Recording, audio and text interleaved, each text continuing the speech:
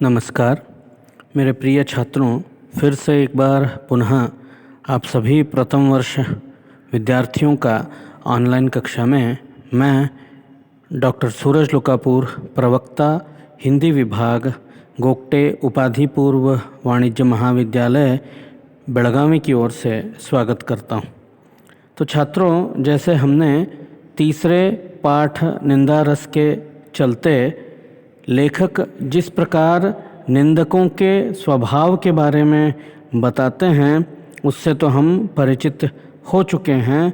उसी सिलसिले के चलते हम आज की कक्षा में लेखक द्वारा बताए गए निंदकों के प्रकारों के ऊपर हम चर्चा करेंगे। अर्थात निंदक के अनुसार निंदा कर्म के अलग अलग प्रकार देखे जाते हैं। जैसे लेखक कहते हैं कि निंदकों में भी अलग अलग भेद के लोग प्राप्त होते हैं। जैसे पहला लेखक बताते हैं मिशनरी निंदक होते हैं। तो उस सिलसिले में लेखक कहते हैं मैंने कुछ मिशनरी निंदक देखे हैं। उनका किसी से बैर नहीं होता, द्वेष नहीं होता, वे किसी का बुरा नहीं सोचते, पर 24 घंटे वे निंदा कर्म में बहुत पवित्र भाव से लगे रहते हैं। तो छात्रों, यहाँ पे मिशनरी शब्द का अर्थ होता है कि किसी एक कार्य या किसी एक तत्व को लेकर चलने वाला एक समुदाय, जिसको हम मिशनरी कहते हैं।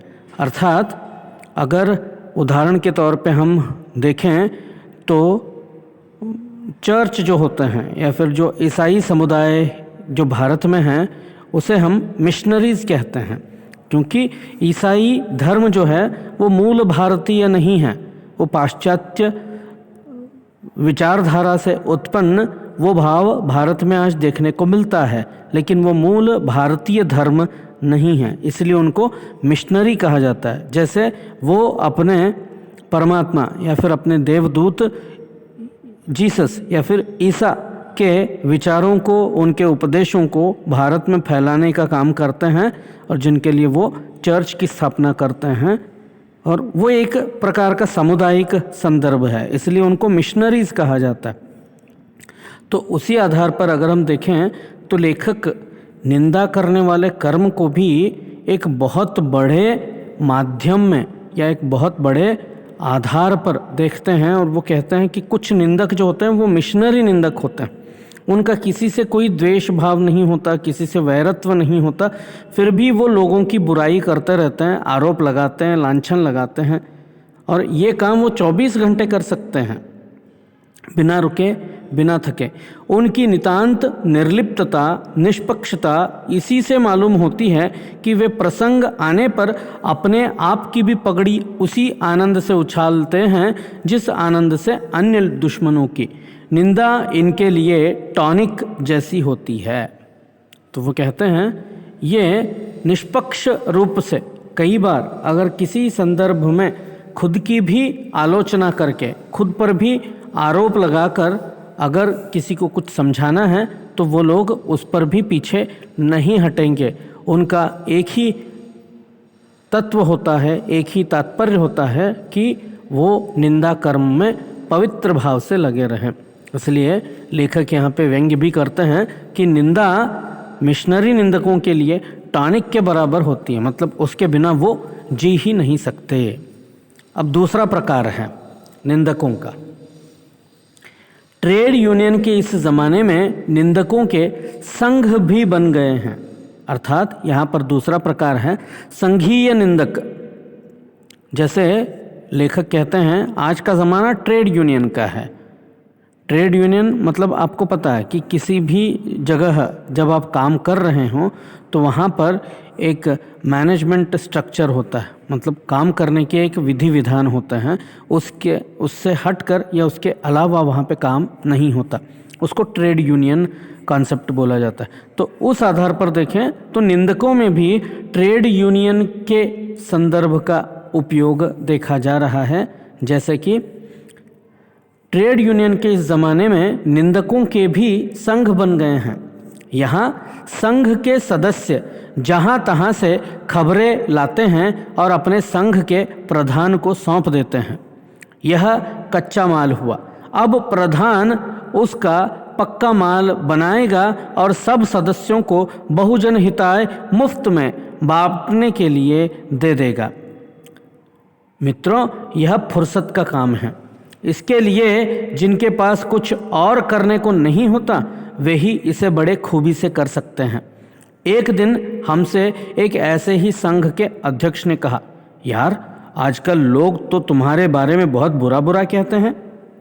तब मैंने कहा, आपके बारे में मुझसे कोई भी बुरा नहीं कहता, क्योंकि लोग जानते हैं कि आपके कानों के घूरे में इस तरह का कचरा मज़े में डाला जा सकता है। तो लेखक यहाँ पर उदाहरण देते हैं, ये जो संघीय निंदक होते हैं इनमें top level, middle level, bottom level इस प्रकार का मैनेजमेंट देखा जाता है।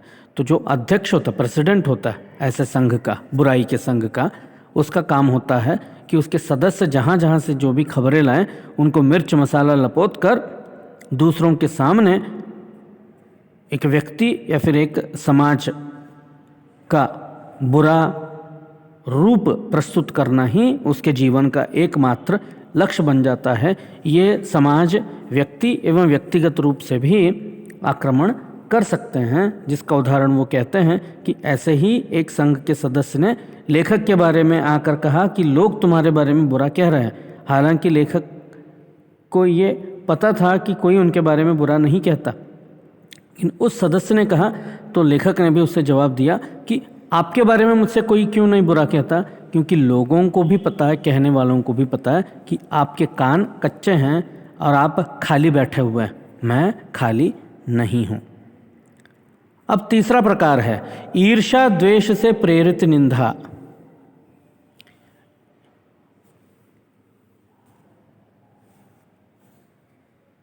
ईर्ष्या द्वेष से प्रेरित निंदा जो होती है उसमें मिशनरी निंदा जैसा मज़ा बिल्कुल नहीं है। इस प्रकार का निंदक बड़ा दुखी रहता है अपने आप में, क्योंकि वो दूसरों से द्वेष करते 24 घंटे जलता रहता है और निंदा करके कुछ शांति का अनुभव करता है। ऐसा निंदक बड़ा दयनीय होता है। अपनी अक्षमता से पीड़ित वह बेचारा दूसरों की सक्षमता के चांद को देखकर सारी रात श्वान जैसा भौंकता है। छात्रों, लेखक ये समझाना चाहते हैं कि ईर्ष्या द्वेष से प्रेरित जो निंदा, असहनीयता से लोगों की बुराई करने की जो आदत होती है कि हम उन्हें सहन नहीं कर पा रहे इसलिए उनकी बुराई करेंगे, वैसे व्यक्ति का वो उदाहरण देते हैं। बिल्कुल वैसा ही होता है जैसा एक कुत्ता चांद को देखकर भौंकता है, तो वैसी ही उसकी हालत होती है। ईर्ष्या द्वेष से प्रेरित निंदा करने वाले को कोई दंड देने की ज़रूरत नहीं है, क्योंकि वह निंदक बेचारा स्वयं ही दंडित होता रहता है। आप चैन से सोइए और वह जलन के कारण सो नहीं पाएगा। उसे और क्या दंड चाहिए। निरंतर अच्छे काम करते रहने से उसका दंड भी सख्त होता चला जाता है। तो इस प्रकार 3 प्रकार के निंदक देखने को मिलते हैं। जैसे पहला निंदक होगा मिशनरी निंदक, दूसरा ट्रेड यूनियन के ज़माने का संघीय निंदक, और तीसरा है ईर्ष्या द्वेष से प्रेरित निंदा करने वाला कठोर निंदक। अब निंदा व्यक्ति आखिर करता क्यों है, इस पर बताते हुए लेखक कहते हैं, निंदा का उद्गम ही हीनता और कमज़ोरी से होता है। अर्थात दूसरों की बुराई वही व्यक्ति करेगा जो व्यक्ति अपने आप को दूसरों की तुलना में हीन और कमज़ोर समझता है। सशक्त, बलवान और जिम्मेदार व्यक्ति कभी किसी की निंदा नहीं करता, क्योंकि उसके पास करने को बहुत काम होता है और वह प्रगति पथ पर सोचता रहता है। निंदा का उद्गम ही हीनता और कमज़ोरी से होता है। मनुष्य हीनता से दबता है। वह दूसरों की निंदा करके ऐसा अनुभव करता है कि वह सब निकृष्ट हैं और वह उनसे अच्छा है या श्रेष्ठ है। उसके अहम को इससे तुष्टि मिलती है। बड़ी लकीर को जिस प्रकार मिटाकर छोटी लकीर बड़ी बन जाती है, वैसे ही जैसे कर्म या फिर कार्य क्षमता क्षीण होती जाती है, वैसे ही निंदा की प्रवृत्ति बढ़ती जाती है। तो निंदा करने वाले व्यक्ति के पास करने को कोई कर्तव्य नहीं होता, काम में मग्न नहीं हो सकता, वह केवल दूसरों की बुराई में ही अपना समय व्यर्थ करता है। जैसे उदाहरण वो देते हैं, इंद्र बड़ा ईर्ष्यालु माना जाता है। भगवानों में इंद्र सबसे जलता रहता है, उसे हमेशा यही लगता रहता है कि लोग केवल उसकी पदवी और उसकी कुर्सी के लिए ही सोचते रहते हैं, और इससे चलते वह निठल्ला माना जाता है। स्वर्ग में देवताओं को बिन उगाया अन्न, बे बनाया महल और बिन बोए फल मिलते हैं। इसीलिए स्वर्ग के जो देवता होते हैं, इसीलिए स्वर्ग के जो देवता होते हैं वह निंदक माने जाते हैं, क्योंकि उनके पास करने को कोई दूसरे काम होते ही नहीं। तो इस प्रकार लेखक यहाँ पे निंदकों के प्रकारों का उदाहरण यहाँ पे इंद्र के साथ जोड़कर भी बता देते हैं। इस पाठ का अगला भाग हम अगली कक्षा में लेंगे। तब तक के लिए धन्यवाद।